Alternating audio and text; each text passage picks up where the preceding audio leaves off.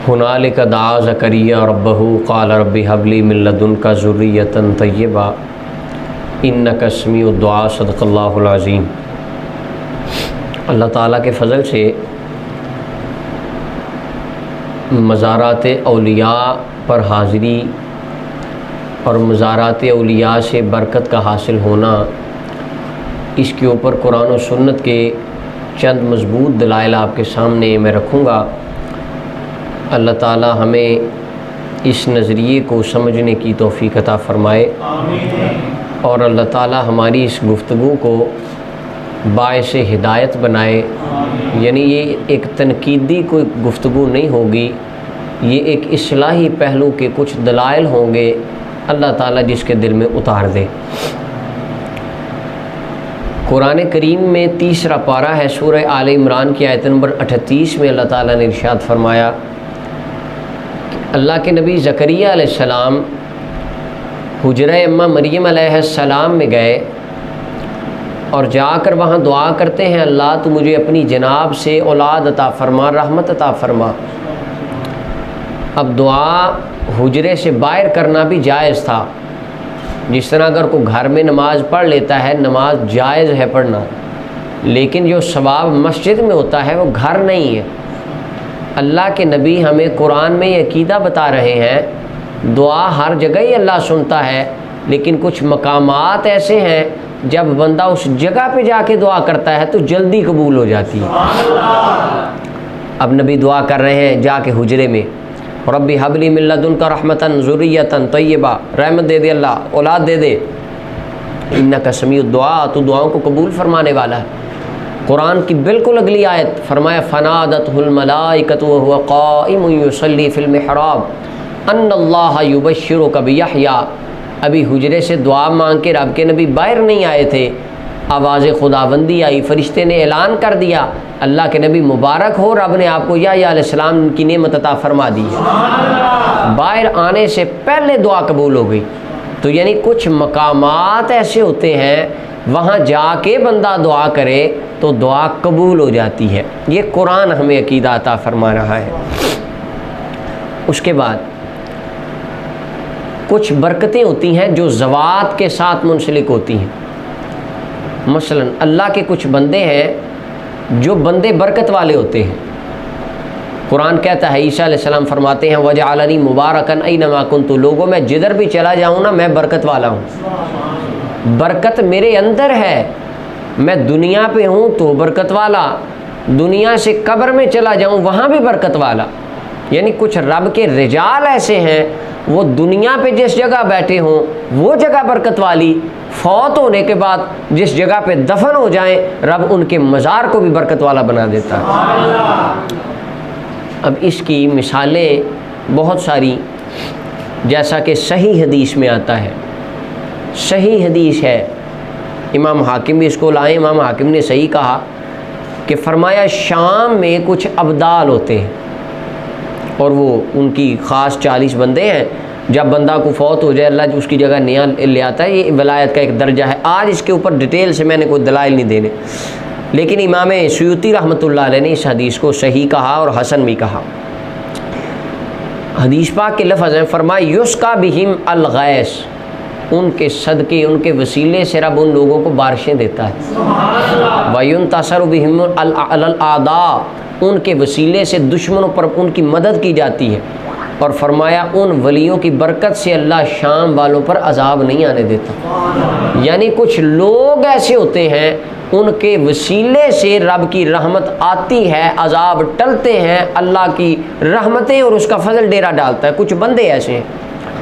और कायनात में सबसे ज़्यादा अफजल और अतम और आला बरकत के हामिल अल्लाह ताला ने मदीने के ताजदार को बनाया।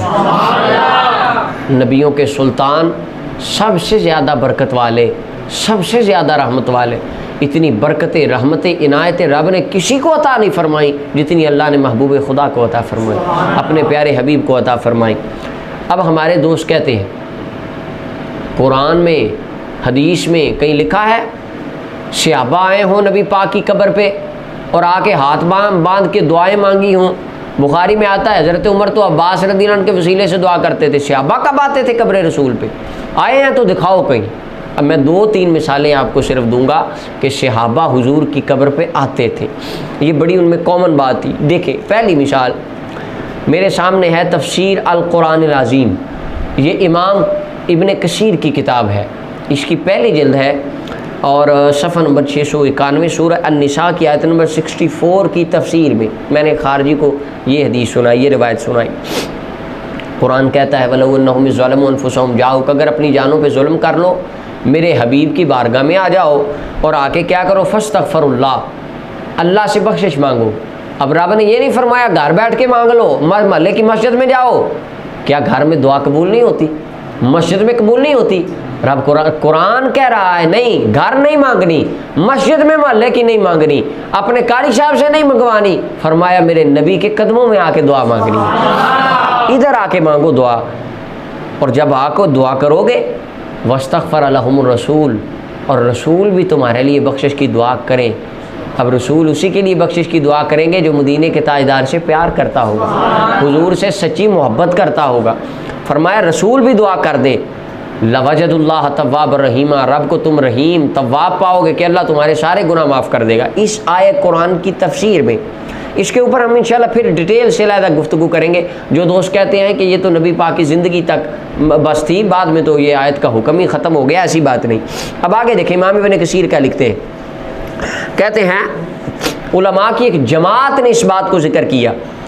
حضرت عتبی سے یہ روایت ہے، کنت جالسا عند قبر النبی صلی اللہ علیہ وسلم، عتبی کہتے ہیں کہ میں نبی کریم صلی اللہ علیہ وسلم کی قبر انور کے پاس بیٹھا ہوا تھا، فجاء اعرابی، ایک دیہاتی بندہ آیا، فقال، وہ دیہاتی بندہ آ کے کہتا ہے السلام علیکہ یا رسول اللہ، قبر رسول پہ آ کے کہتا ہے اللہ کے نبی آپ پر سلام ہو، سمعت اللہ یقول، میں نے اللہ سے سنا خدا فرماتا ہے کہ وَلَوْ أَنَّهُمْ يَظْلِمُونَ أَنفُسَهُمْ، اگر جان پہ ظلم کر لو میرے نبی کی بارگاہ میں آ جاؤ۔ یہ قرآن، حضور میں قرآن پڑھ رہا تھا، قرآن میں یہ آیت آئی، میں نے اللہ کا کلام پڑھا کہ رب تو آپ کے دروازے پہ بھیجتا ہے، تو حضور میں قرآن بند کیا اور سواری پہ سوار ہو کے میں آپ کے قدموں میں آ گیا ہوں۔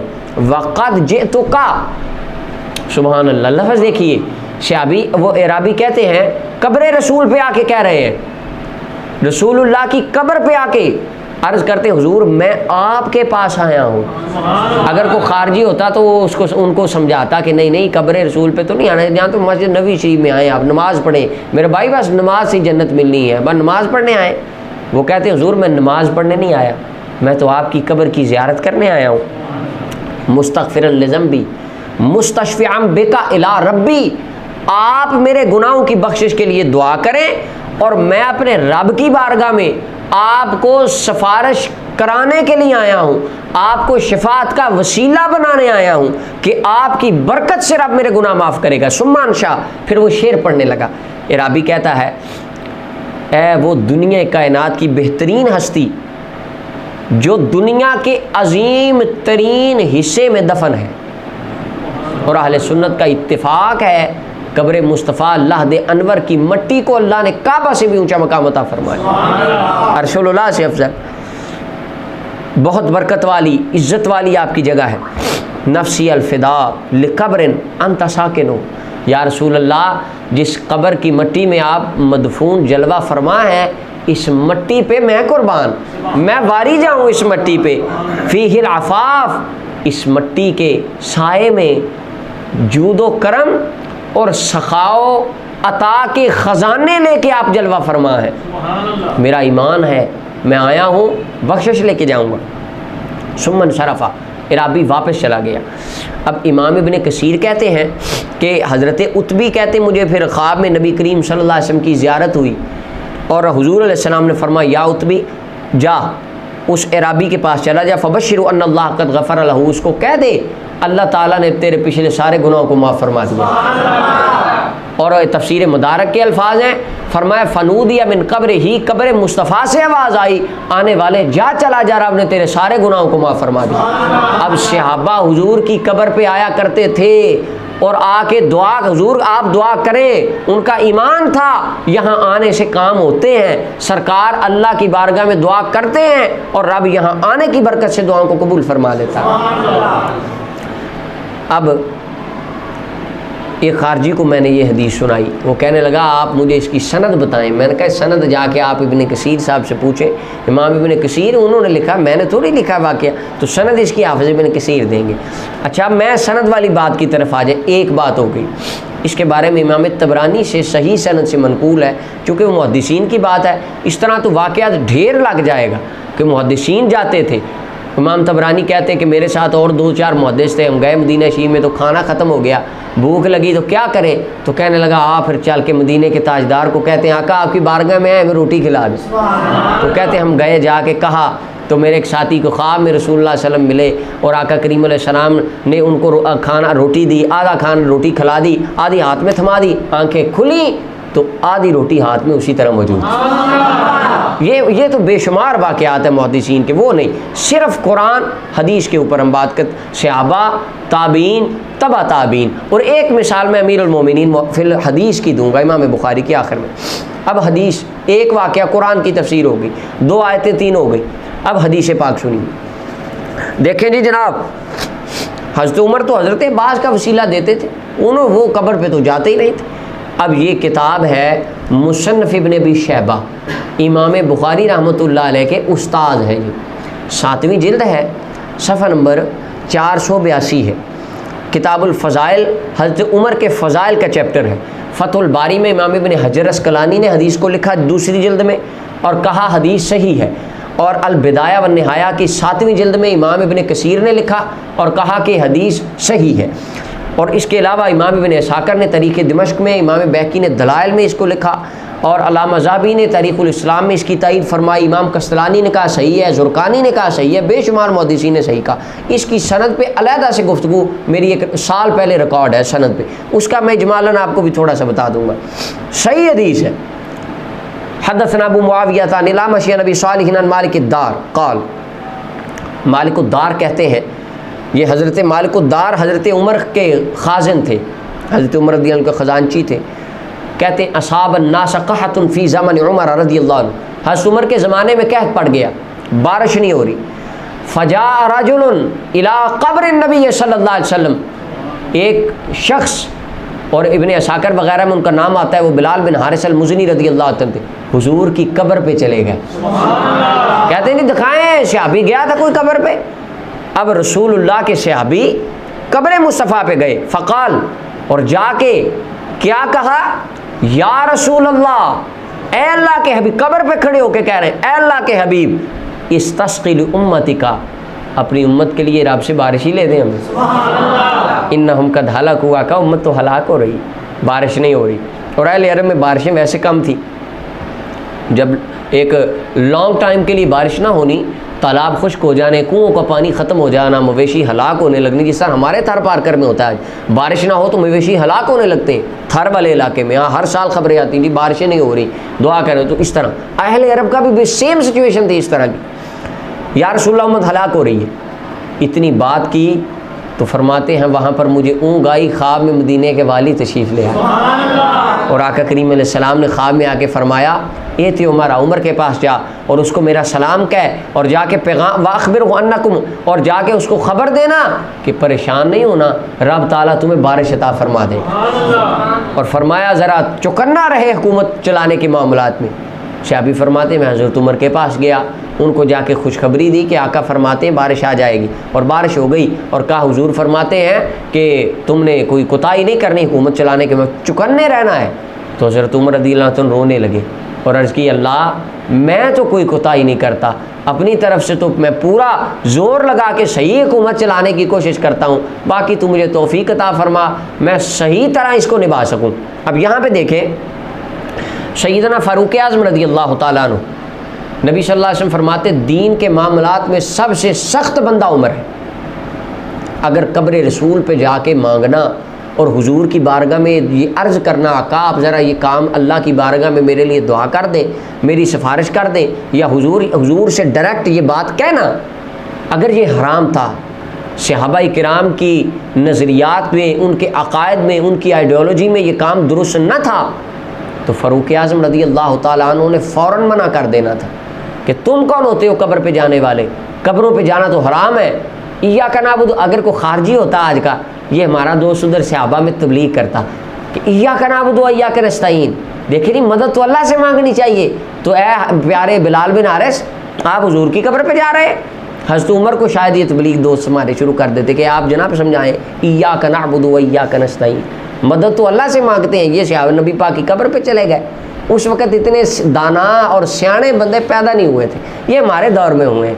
اب صحابہ کا عقیدہ وہ ہے جو آج اللہ تعالیٰ نے اہل سنت و جماعت کو عطا فرمایا کہ عطا ہر چیز اللہ کرتا ہے، لیکن اولیاء، انبیاء، صالحین اپنی قبور میں حیات ہوتے ہیں۔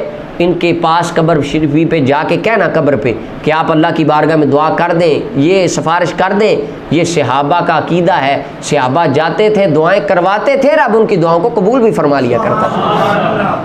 سند کے اوپر اگر آپ اس میں تھوڑا بور نہ ہو جائیں، چونکہ اہل علم میں بات کر رہا ہوں تو یہاں پہ ہونا نہیں چاہیے، عام عوام کی اور بات ہے۔ میں اس پہ ایک 9-10 منٹ کی گفتگو کر چکا ہوں سال پہلے، اس پہ 2-4 اعتراض ہیں علامہ البانی کے۔ علامہ البانی کہتے ہیں اعمش مدلس ہے، اور اپنا حافظ زبیر علی زئی صاحب انہوں نے بھی اس کے اوپر یہ باتیں تھوڑی سی کی ہیں، دونوں کے اعتراضات۔ اعمش مدلس راوی ہے، عن الاعمش عن ابی صالح، اور مدلس کی آن والی روایت جب تک سماع کی تصریح نہ ہو قبول نہیں ہوتی۔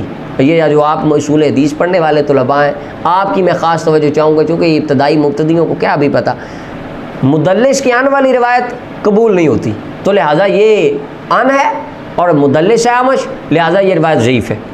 میں نے اس کے اوپر اللہ تعالیٰ کے فضل سے جن آقا کی عظمت کا ہم دفاع کرتے ہیں، ان آقا کریم صلی اللہ علیہ وسلم کے نالین مبارک کا صدقہ، یہ بات میں نے روایات اس کے اوپر جمع کی کہ صحیح بخاری کے اندر امام اعمش کی 246 روایات ایسی ہیں جن میں وہ عن سے روایت کرتے ہیں اور سماع کی تصریح نہیں ہے۔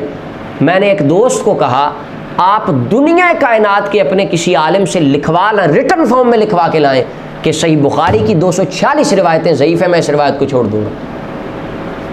یہ کبھی آج تو یہ سال پہلے کی بات میں کر رہا ہوں، لیکن انہوں نے اپنے علماء سے رابطہ بھی کیا، واللہ عالم مجھ سے ان کا دوبارہ انہوں نے مجھے اس کا کوئی جواب نہیں دیا۔ اور پھر اسی طرح صحیح مسلم میں 257 روایتیں، 257 روایات امام اعمش کی عن سے روایت کر رہے ہیں سماع کی تصریح کے بغیر۔ میں نے کہا جی ان کے بارے میں بھی فتویٰ ریٹن فارم میں لے کے آئیں کہ یہ روایتیں ضعیف ہیں، چونکہ اعمش ہے، مدلس اور عن سے روایت کر رہا ہے، ہم اس روایت کو چھوڑ دیں گے۔ وہ بھی نہ آئیں۔ تو پھر امام بخاری اور امام مسلم 250 روایتیں، درجنوں روایتیں لکھیں، عن سے روایت اعمش کی، تدلیس اور سماع کی تصریح نہ ہو، حدثنا اخبرنا کہ کوئی لفظ نہ عن ہو، وہ ضعیف نہیں، اور امام بخاری کا استاد عظمت مصطفیٰ میں لکھ دے تو وہ ضعیف کس طرح ہو سکتی ہے؟ تو پتہ چلا یہ اصول حدیث کو تو صرف ایک کہہ لیں جسے آڑ بنا کے شان مصطفیٰ کو کم کرنے کی کوشش کی گئی ہے، تو لہٰذا یہ اعتراض بالکل لغو ہے۔ اور پھر تصریح زبردست اور کمال قسم کی وہ میزان الاعتدال کی دوسری جلد میں سلیمان بن مہران الاعمش ان کے چیپٹر میں علامہ ذہبی کر گئے، فرماتے قلت وہو یدلس، علامہ ذہبی کہتے ہیں ہاں یہ تدلیس کرتا تھا، متا قال عن، جب یہ عن کہے تو اس کے اندر اپنا دیکھنا چاہیے کہ کن سے روایت کر رہا ہے۔ کہتے ہیں امام ذہبی کہتے ہیں ابراہیم نخی، ابن ابی وائل، ابو صالح اور اس طرح کے جتنے راوی بڑے بڑے ہیں، جب امام اعمش ان سے روایت کرے، بے شک عن کہے، حدثنا کہے، اخبرنا کہے، جو بھی کہے، ان بڑے بندوں سے اعمش کی روایت قبول ہی قبول ہوتی ہے۔ اور یہاں پر جو روایت ہے وہ ابو صالح سے ہے، وہ بڑا بندہ ہے جس کو علامہ ذہبی بڑا کہہ رہے ہیں، لہٰذا یہ روایت ہر حال میں علامہ ذہبی کہتے ہیں قبول ہی قبول ہے۔ اور پھر جب سنیوں کے سامنے کوئی سنائے، وہ تو ہمارے امام صدیق اکبر پہلے ہی فرما گئے، بیان کرنے والا ابو جہل بھی ہو، شان مصطفیٰ سنائے تو فرمائے ہم تو اس کی بھی تصدیق کرنے کے لیے تیار ہو جاتے ہیں۔ بات حضور کی شان میں ہونی چاہیے۔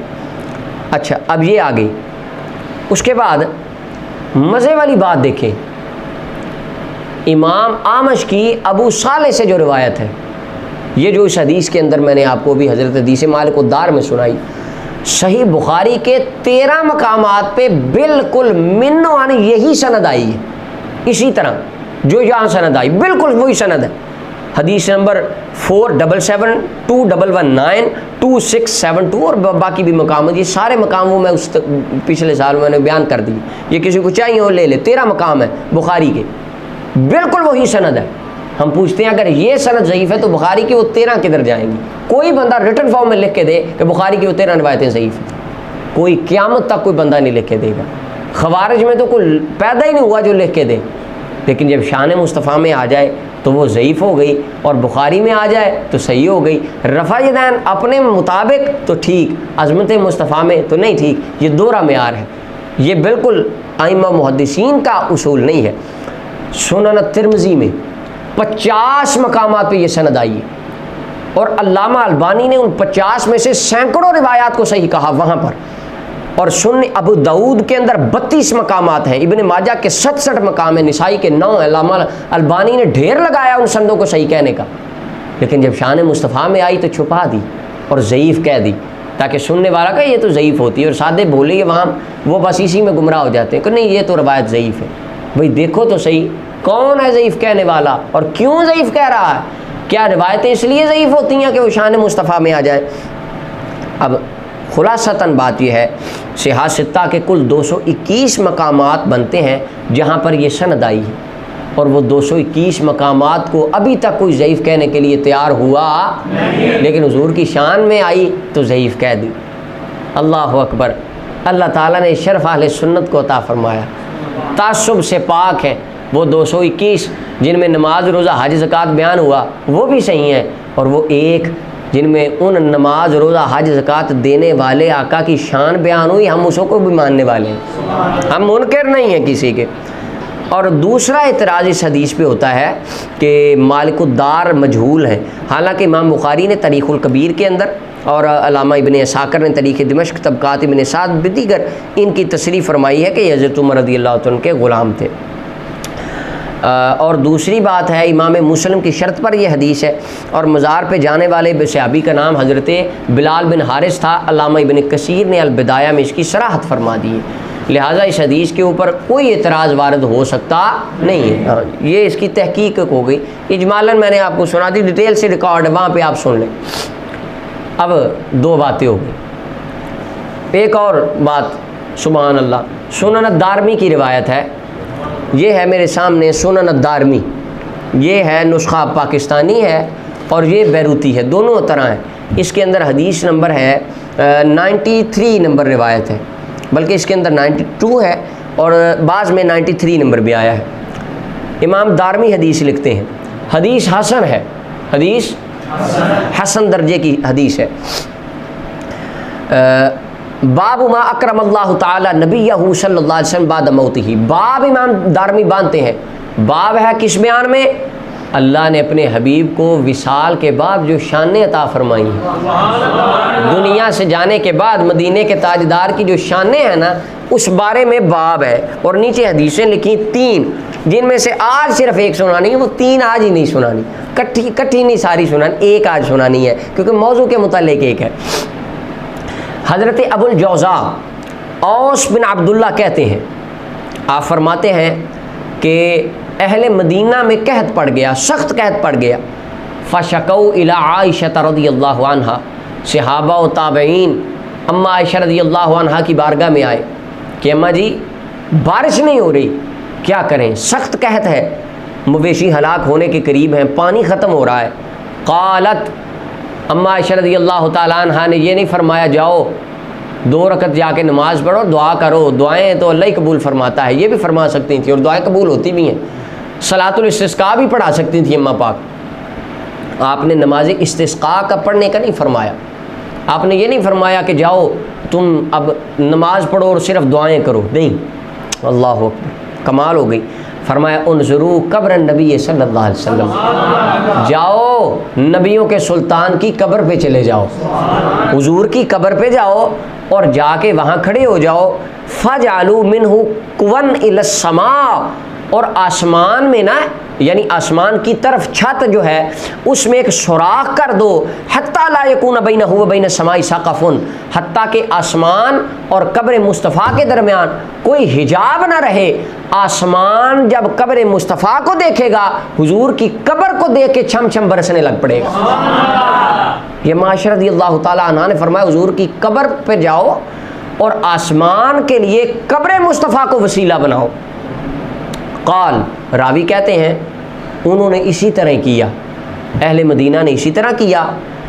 تو کہتے ہیں آگے فَمُطِرْنَا مَطَرًا، اتنی بارش ہوئی حتیٰ نبت العشب کہ ساری خشکیاں ہریالیوں میں بدل گئیں، وَسَمَنَتِ الْإِبِلْ، اور اونٹ چر چر کے موٹے ہو گئے، فَسُمِّيَ عَامَ الْفِطْق، اور اس سال کا نام ہی موٹاپے والا، سیر ہونے والا، رزق کی فراوانی والا سال رکھ دیا گیا کہ یہ وہ سال ہے جس میں ہم نے قبر مصطفیٰ سے وسیلہ لیا تھا اور مدینے کے والی نے اتنا نوازا کہ رزق ختم ہونے کا نام ہی نہیں لے رہا۔ حدیث حسن ہے اور اس کے تمام راوی ثقہ ہیں۔ اس کے اوپر یہ میں نے جو کالم لکھا ہے یہ میں نے آپ کو دے دیا اور یہ آپ اس سے لے لیں۔ البتہ اس کے اوپر کو بات کرے وہ پھر بات ہوگی، اس کے اندر وہ سارے ہیں۔ اختصار سے کہہ دوں، پہلے راوی ابو نعمان محمد بن فضل ہیں، امام بخاری نے ان سے 102 روایتیں لی ہیں، اور علامہ ابن حجر کہتے ہیں راوی ثقہ ہیں۔ دوسرے ابو الحسن سعید بن زید ہے، امام بخاری کے استاد نے 20 روایتیں، احمد بن حنبل نے 17 لی ہیں، اور امام احمد بن حنبل کہتے ہیں لیس بہ باس، یا بن معین کہتے ہیں ثقہ ہے۔ تیسرے راوی عمر بن مالک البصری، ابن حجر کہتے ہیں صدوق ہے، علامہ ذہبی کہتے ہیں ثقہ ہے، امام نسائی، دارمی، ابن ماجہ، طیالسی نے ایک روایت، ترمذی، ابو داؤد نے دو بے شمار محدثین نے۔ چوتھے راوی امام اجلی کہتے ہیں ثقہ ہے، اور علامہ ابن حبان کہتے ہیں ثقہ ہے، علامہ ذہبی کہتے ہیں ثقہ ہے، اور امام ابو زرع رازی سے پوچھا گیا فرمایا ثقہ ہے، ابو حاتم الرازی کہتے ہیں ثقہ ہے، ابن حجر کہتے ہیں ثقہ ہے، اور ان سے امام ابن خزیمہ نے 3، بخاری مسلم نے 1، امام حاکم نے 5، بیہقی نے 16 روایتیں لیں۔ سارے راوی پکے بخاری مسلم کے اساتذہ جن سے روایتیں لیتے ہیں، شان بھی مصطفیٰ کی ہے اور بات بھی پکی ہے، ماننے کا شرف رب نے اہل سنت کو عطا فرمایا۔ اب صحابہ جا رہے ہیں، اما عائشہ عقیدہ دے رہی ہیں جاؤ قبر مصطفیٰ پہ، ہمارے دوست کہتے ہیں بتاؤ صحابہ گئے تھے؟ ہاں جی گئے تھے، لیکن آپ کو بتایا نہیں گیا دوستو، صحابہ جاتے تھے اور جا کر دعائیں کرتے تھے، رب ان کی دعاؤں کو قبول بھی فرمایا کرتا تھا۔ صحابہ کرام قبر مصطفیٰ پہ جاتے تھے جو کائنات کا سب سے بڑا وسیلہ ہے۔ اب آگے یہ میرے سامنے ہے سیر اعلام النبلاء علامہ ذہبی کی، اس کی دوسری جلد ہے میرے سامنے، اور بیت الافکار الدولیہ کا نسخہ میرے سامنے ہے، چونکہ یہ اب پاکستان سے بھی چھپ گئی، اس کی کوئی 25-26 جلدیں، میرے پاس وہ بڑا ہے، دوسری جلد ہے، اور راوی نمبر 1904 ہے، حضرت خالد بن زید ابو ایوب انصاری، نام خالد بن زید تھا، ابو ایوب انصاری لقب کنیت مشہور ہے۔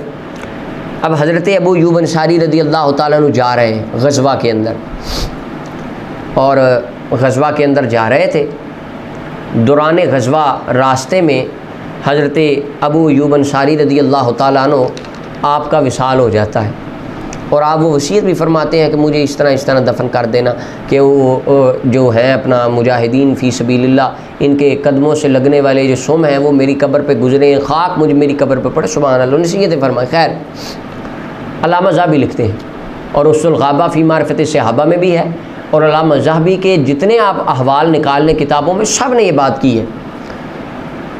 حضرت ابو ایوب علامہ ذہبی لکھتے ہیں، کہتے ہیں حضرت ابو ایوب انصاری کی قبر قسطنطینیہ میں ہے، وَبُنِيَ عَلَيْهِ، اس پر گنبد بھی بنایا گیا ہے، اس پر کیا بنایا گیا ہے؟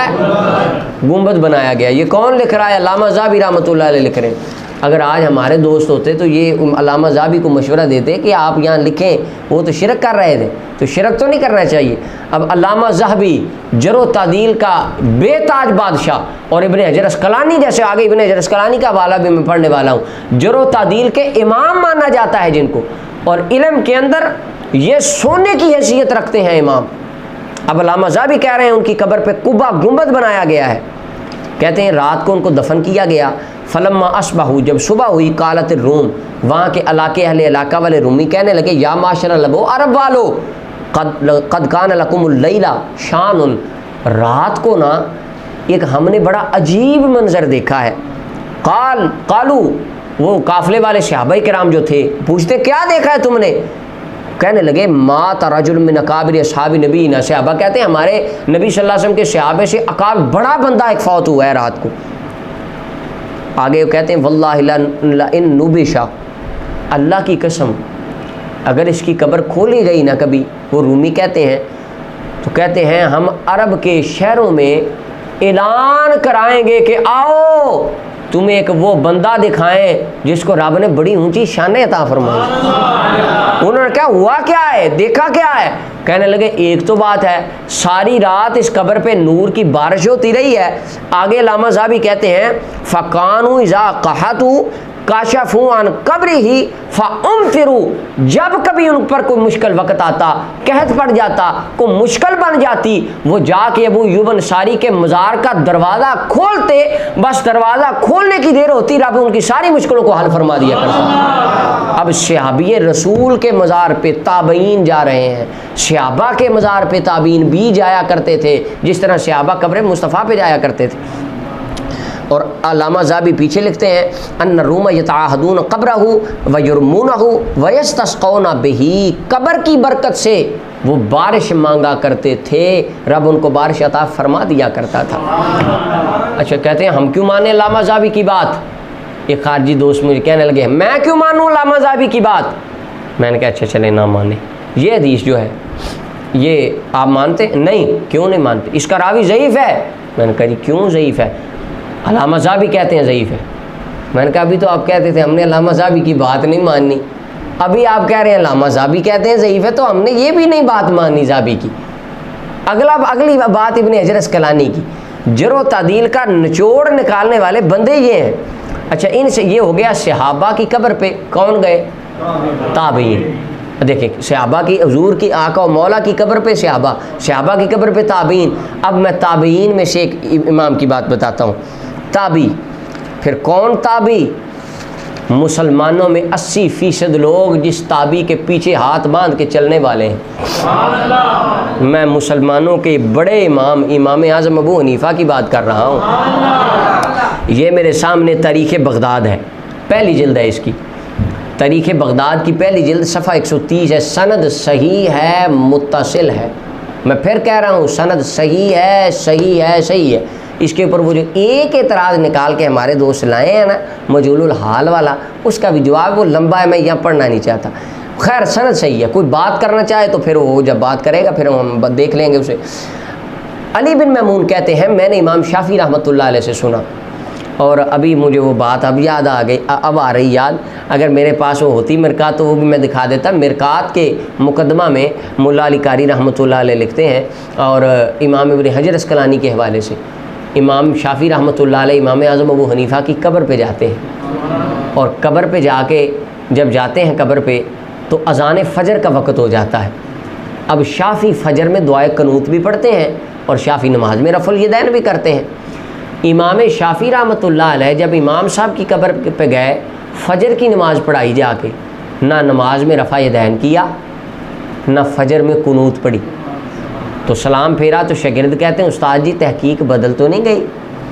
لگتا ہے تحقیق آپ کی بھی بدل گئی ہے، نہ رفع یدین ہوا نہ قنوت پڑھی. امام شافعی فرمانے لگے تحقیق نہیں بدلی، آج مقام بدلا ہے، جگہ بدلی ہے. جس خدا کے شیر کے قدموں میں کھڑا ہو کے نماز پڑھ رہا ہوں نا، وہ قبر والا کہتا ہوتا تھا رفع یدین نہیں، وہ قبر والا کہتا تھا کہ فجر میں قنوت نہیں پڑھنی، تو میں اس قبر والے کی حیا سے آج قنوت بھی نہیں پڑھ رہا اور رفع یدین بھی نہیں کر رہا. اس کے سامنے مجھے اپنی تحقیق پیش کرتے ہوئے خدا سے حیا آ رہا ہے. اب آپ محبت کا لیول دیکھیں ان ائمہ مجتہدین اور علماء میں، ٹولرنس کا لیول دیکھیں. اور آج کو ہمارے بندے ہوتے، آج ہمارے بندے تو سبحان اللہ، میں وہ مثال دینا نہیں چاہتا، خیر آگے آ جائیں. اب امام خطیب بغدادی کہتے ہیں علی بن میمون کہتے ہیں میں نے امام شافعی کو فرماتے سنا. پھر امام شافعی کیا کہتے ہیں؟ انی لاتبرک بابی حنیفہ، لوگوں میں امام ابو حنیفہ سے برکت حاصل کرتا ہوں. کس طرح؟ اجیء الی قبرہ، میں ان کی قبر پہ جاتا ہوں. فی کل یوم، روزانہ ڈیلی بیسس پہ جاتا ہوں، یعنی زائرن، زیارت کرنے کے لیے جب یہاں ہوتا ہوں، فَإِذَا عَرَضَتْ لِي حَاجَةٌ، جب مجھے کو کام آ جاتا ہے نا، کوئی مشکل وقت آتا ہے، صلیت رکعتین۔ اب امام شافعی رحمۃ اللہ علیہ کی بارگاہ میں ہمارے دوست ہوتے نا، یہ سمجھاتے کہ امام صاحب نہیں نماز تو آپ مسجد میں پڑھیں، دعا اللہ ایاک نعبد و ایاک نستعین، یہ تفسیر کی، اب یہ اس آیت کی تفسیر پھر کبھی، ابھی وہ باتیں ساری ہے وہ میں کرنا نہیں چاہتا، بہت لمبی بات ہو جائے گی۔ یہ ہمارے دوست امام شافعی کو سمجھاتے کہ آپ جناب اللہ سے مدد مانگنی چاہیے، آپ کہاں جا رہے ہیں؟ امام شافعی کہتے ہیں میں قبر پہ جاتا ہوں اور قبر پہ جا کے 2 رکعت پڑھتا ہوں، 2 رکعت پڑھنے کے بعد میں قبر کے پاس کھڑا ہو کے سألت اللہ تعالی الحاجۃ عندہ، امام صاحب کی قبر کے پاس کھڑے ہو کے اللہ سے اپنی حاجت کا دعا، اپنی حاجت مانگتا ہوں، دعا کرتا ہوں۔ تو کہتے ہیں میں ابھی قبر سے دور ہٹ کے مزار سے باہر نہیں آتا، رب میری مشکل کو حل فرما دیتا۔ یہ امام شافعی رحمۃ اللہ علیہ فرما رہے ہیں کہ میں امام ابو حنیفہ تابعی ہیں اور امام شافعی تبع تابعی، فرمایا میں ان کی قبر پہ جاتا ہوں اور جا کے وہاں دعا کرتا ہوں، رب امام اعظم کی قبر کی برکت سے میری مشکلیں حل فرماتا ہے۔ یعنی اللہ کے کچھ بندے ایسے ہیں دنیا پہ جو دنیا کے بعد، فوت ہونے کے بعد بھی ان کے مقامات، مزارات باعث برکت ہوتے ہیں۔ اب اس کے بعد علامہ ابن حجر اسقلانی کی بات آ گئی۔ یہ میرے سامنے تہذیب التہذیب ہے اور اس کی 11ویں جلد ہے، صفحہ نمبر 299 ہے۔ حضرت امام یحییٰ بن یحییٰ البکیر بن عبد الرحمن کا باب ہے، یہاں پر میرے سامنے راوی نمبر 578 ہے جو میرے پاس نسخہ ہے اس میں۔ اب دیکھیں سبحان اللہ، دیکھیں جی آپ مزار پہ جاتے ہیں، کہاں پہ اللہ نے حکم دیا ہے؟ کہیں آیا ہے خواب میں، اپنا قرآن میں آیا ہے، کہیں حدیث میں آیا ہے فرمایا جاؤ قبر پہ؟ قرآن میں آیا ہے میرے نبی کی بارگاہ میں آ جاؤ، اور وابتغوا الیہ الوسیلہ قرآن میں آیا ہے۔ اب حضور کیا فرما رہے ہیں؟ امام ابو علی نے، امام حاکم کہتے ہیں سمیت ابا علی النشاپوری، میں نے امام ابو علی النشاپوری سے سنا، وہ کہتے تھے، اب امام حاکم کے استاد کون؟ امام حاکم مستدرک لکھنے والے، جہاں سے ہمارے خارجی دوست روایتیں لا رہے ہوتے ہیں، دیکھیں یہ لکھا ہے حاکم میں، یہ حاکم کہتے ہیں صحیح ہے، بری پڑی ہیں حاکم کے حوالوں سے ان کی کتابیں، وہ امام حاکم کہتے ہیں کہ میں نے اپنے استاد ابو علی نشاپوری سے سنا، وہ کہتے تھے کنت فی غم شدید، میں بڑے سخت غم میں تھا، مشکل وقت تھا، غم بڑے تھے۔ فرأیت النبی صلی اللہ علیہ وسلم فی المنام، خواب میں مجھے آقا کریم صلی اللہ علیہ وسلم کا دیدار نصیب ہوا، میں نے خواب میں آقا کریم صلی اللہ علیہ وسلم کو دیکھا، کأنہ یقول لی، حضور تو جانتے تھے میں غم میں ہوں، حضور مجھے فرماتے ہیں سر الی قبر یحییٰ بن یحییٰ، ایسے کر اٹھ کے یحییٰ بن یحییٰ کی قبر پہ چلا جا، یحییٰ بن یحییٰ کے مزار پہ چلا جا، یحییٰ بن یحییٰ کے دربار پہ چلا جا، واستغفر، وہاں پر جا کے اللہ سے بخشش مانگ، وصل، بخشش مانگنے کے بعد رب سے وہاں جا کے دعا کر، مانگ، فرمایا تقضی حاجتک، جب تو وہاں جا کے میرے ایک غلام کی قبر پہ کھڑا ہو کے دعا کرے گا نا تو میں مصطفیٰ بشارت دیتا ہوں رب تیری دعا کو قبول فرما لے۔ آقا فرما رہے ہیں، حضور فرما رہے ہیں، اللہ کے محبوب دانائے غیوب صلی اللہ علیہ وسلم فرما رہے ہیں، تو جا۔ اس ایک تو بات یہ پتہ چلی، غلام جس مشکل حال میں بھی ہونا، گنبد خضرا کے والی کو غلام کی حالت کا پتہ ہوتا ہے، یہ بھی پتہ چل گیا کہ مصطفیٰ کریم صلی اللہ علیہ وسلم قبر میں ہیں، لیکن دنیا پہ رہنے والے غلاموں کے حالات حضور جانتے ہیں، اور تعلق نہیں حضور سے ہمارا ٹوٹا، آقا کا تعلق آج بھی ہم سے جڑا ہوا ہے، اور جب کوئی وقت آتا ہے خدا کی رضا سے مصطفیٰ تشریف بھی لاتے ہیں اور مشکلوں کا حل بھی بتاتے ہیں۔ فرمایا جا قبر پہ، میرے غلام کی قبر پہ جا کے دعا کر۔ کہتے فاصبحت، صبح ہوئی، ففعلت ذالک، میں نے اسی طرح کیا، میں جا کے کھڑا ہو کے دعا مانگی، رب نے فوراً ہی میری دعا کو قبول فرما لیا۔ لکھنے والے علامہ ابن حجر اسقلانی ہیں، کہ میں کیوں مانوں ابن حجر کی، پھر روایت کو ضعیف کیسے آپ کہیں گے؟ میں اپنے دوستوں سے پوچھتا ہوں ضعیف کیوں ہوں جی؟ ہاں دیکھیں حافظ ابن حجر اسقلانی نے یہ نقل کیے ہیں قول، علامہ ذہبی نے، یعنی علم کے میدان میں تو ان دو بندوں کا رد ہے ہی نہیں، کوئی اپنی جہالت سے دوست کرتا پھرے تو کرتا پھرے، اہل علم ان دو اماموں کا رد نہیں کر سکتے۔ اب حضور خواب میں آ کے فرماتے ہیں کہ جاؤ قبر پہ فلاں کی چلے جاؤ، یعنی کچھ قبریں ہیں جو اللہ رسول کی بارگاہ میں اتنی مقبول ہیں، وہاں جا کے جو دعائیں کی جائیں رب قبول فرماتا ہے۔ اب آگے دیکھیں، اس کے بعد ایاک نعبد و ایاک نستعین، وہ بار بار پھر وہ میرا دوست کار، اس پہ میں ایک بات پڑھ دوں، پھر علامہ ذہبی آ گئے۔ یہ میرے سامنے سیر کی اپنا تیسری جلد ہے، سیر اعلام النبلاء کی، علامہ ذہبی ہے، اور میں امام محمد بن منقدر کا ترجمہ پڑھ رہا ہوں، راوی نمبر 5889 ہے جو میرے پاس نسخہ ہے بیت الافکار کا۔ امام محمد بن منقدر کے بارے میں امام ذہبی لکھتے ہیں کہ ان سے بڑے بڑے اماموں نے روایت کیا کہ امام ابو حنیفہ کے استاد ہیں، امام اوزائی کے استاد ہیں، اور امام شعبہ کے اور امام مالک کے، امام جعفر صادق کے بھی یہ استاد ہیں عنہ، ان سے ان بندوں نے روایتیں کی ہیں۔ اچھا جی، اور آگے چل کے فرمایا کہ کان من معادن الصدق، یہ صدق کا ایک خزانہ تھے بہت بڑا، ویجتمع الیہ الصالحون، اور اللہ کے ولی ان کی خدمت میں حاضری دیا کرتے تھے۔ اچھا، ولی آیا کرتے، پھر آگے کہتے ہیں یہ سکہ ہیں اور یہ ان کی کیا بات ہے، ان کی ساری شانیں بیان کرنے کے بعد نا آگے یہ میرے پاس پیج نمبر 3724 ہے، علامہ ذہبی سیر اعلام النبلاء تیسری جلد بیت الافکار کی مطبوعہ۔ کان ابن المنقدر یجلس مع اصحابی، اپنے ساتھیوں کے ساتھ محمد بن المنقدر بیٹھے، فکان یصیبہ سمات، ان کو نا درد تھا چہرے میں، ان کے کوئی تکلیف تھا، جسم میں وجود میں کوئی عذر تھا۔ فکان یقوم کما، ہوا اٹھے کھڑے ہوئے جس طرح ہم نارمل روٹین میں بندہ اٹھتا ہے، گئے حتی یضع خدہ علی قبر النبی صلی اللہ علیہ وسلم، جا کے اپنا رخسار رسول اللہ کی قبر پہ رکھ دیا۔ آج ہمارے دوست ہوتے تو ان کو سمجھاتے کہ پیچھے ہو کے کھڑے ہوں، قبر کو ہاتھ لگانے سے، آج ہم رسول اللہ کی جالیوں کو ہاتھ لگائیں، وہاں لال رومال والے ساتھی کہتے ہیں حاجی شرک کر دیا تم نے۔ اگر یہ تب ہوتے نا تو یہ شاید ان کو بھی سمجھاتے کہ آپ پیچھے ہٹ کے کھڑے ہو، شرک ہو گیا اس سے، لیکن تب یہ دوست پیدا نہیں تھے ہوئے۔ مسئلہ یہ ہے، چہرہ رکھ دیا حضور کی قبر پہ، قبر مصطفیٰ پہ، ثم یرجع، واپس آئے تو لوگوں نے پوچھا یہ کیا کر کے آئے؟ اٹھے جا کے چہرہ رکھا، آ گئے، یہ کیا ہے؟ فرمایا انہ یصیبنی خطر، مجھے مشکل آئی تھی، درد جاتا نہیں تھا، بڑی دوائیاں کھا لی ہیں، بڑے علاج کرائے ہیں، یہ مشکل حل نہیں تھی ہوتی۔ اگلا جملہ کمال ہو گیا، فَإِذَا وَجَدْتُ ذَلِكَ، جب میں اس طرح کو معاملہ زندگی میں کبھی بنتا ہے نا، ایسی مشکل آ جائے، ایسی تکلیف آ جائے، ایسا دکھ آ جائے، ایسا غم آ جائے جو حل نہ ہوتا ہو، استعنت بقبر النبی صلی اللہ علیہ وسلم، فرمایا میں مدینے کے تاجدار کی قبر سے مدد مانگتا ہوں، رب میری مشکل کو حل فرما دیتا ہے۔ یہ امام جعفر صادق علیہ السلام کے استاد فرما رہے ہیں، امام مالک ابو حنیفہ کے استاد فرما رہے ہیں، امام محمد بن المنقدر فرما رہے ہیں، مدینے کے باسی ہزاروں لوگوں کے استاد امام، اللہ اکبر۔ اب ہمارے کو دوست تب ہمارے جو آج ہمیں درس دیتے ہیں نا، وہ ہوتے تو انہوں نے کہا تھا ایاک نعبد و ایاک نستعین، اب یہ کہہ رہے ہیں استعنت بقبر النبی صلی اللہ علیہ وسلم، میں تو مدینے کے تاجدار کی قبر سے مدد حاصل کرتا ہوں، رب میری مشکل کو حل فرما دیتا ہے۔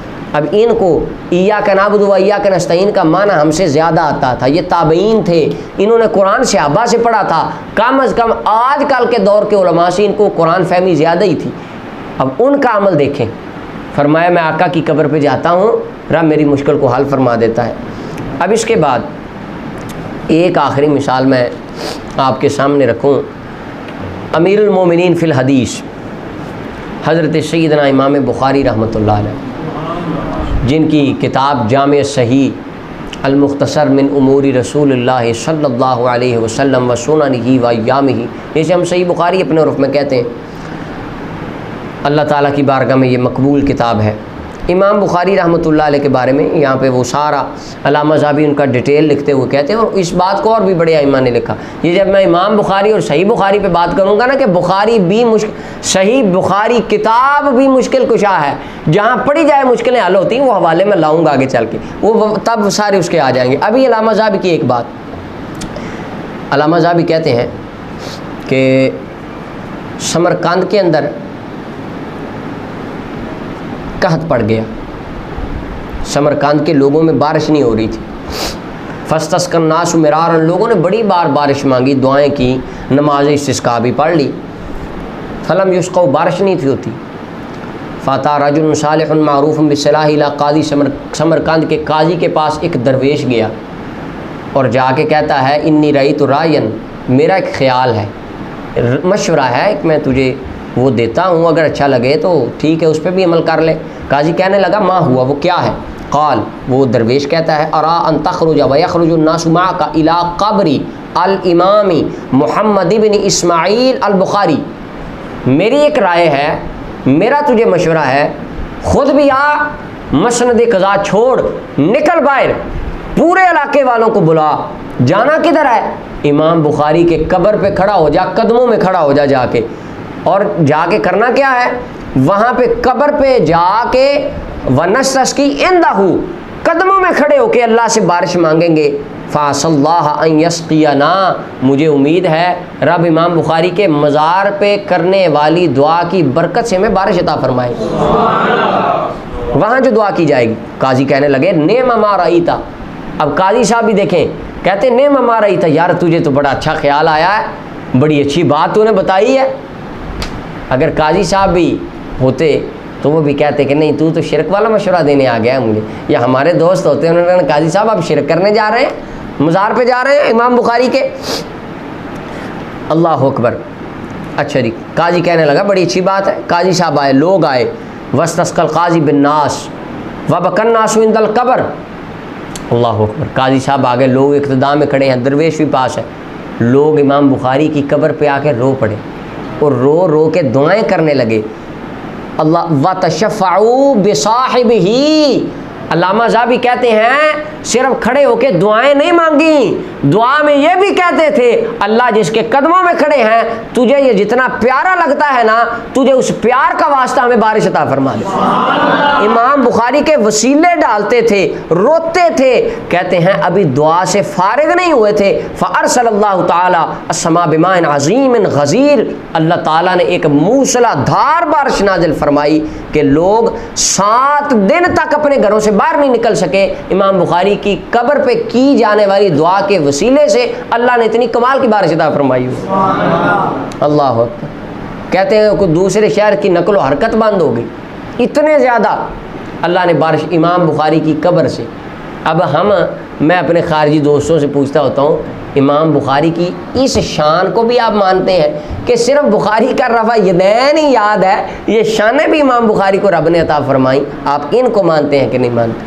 تو اولیاء و صالحین کے مزارات پر جانا، وہاں پر جا کر دعائیں کرنا اور ان کی قبور کے وسیلے سے یا ان کی ذوات کے وسیلے سے وہاں پر کھڑے ہو کے دعا کرنا، یہ اللہ تعالیٰ کی بارگاہ میں قبولیت کا ایک وسیلہ اور ذریعہ ہے، اور رب تعالیٰ دعاؤں کو قبول فرماتے ہیں۔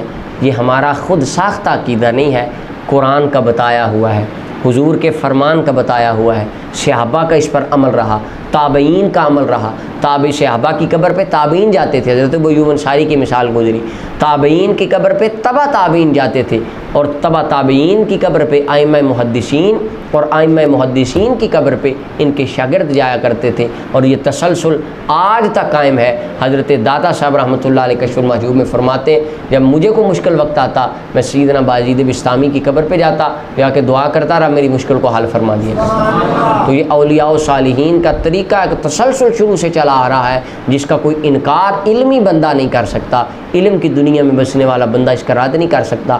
تعصب اور بغض میں تو لوگ خدا کا بھی انکار کرتے ہیں، تو اس کی کوئی دلیل نہیں ہے۔ اللہ تعالیٰ ہمیں یہ سمجھنے کی توفیق عطا فرمائے۔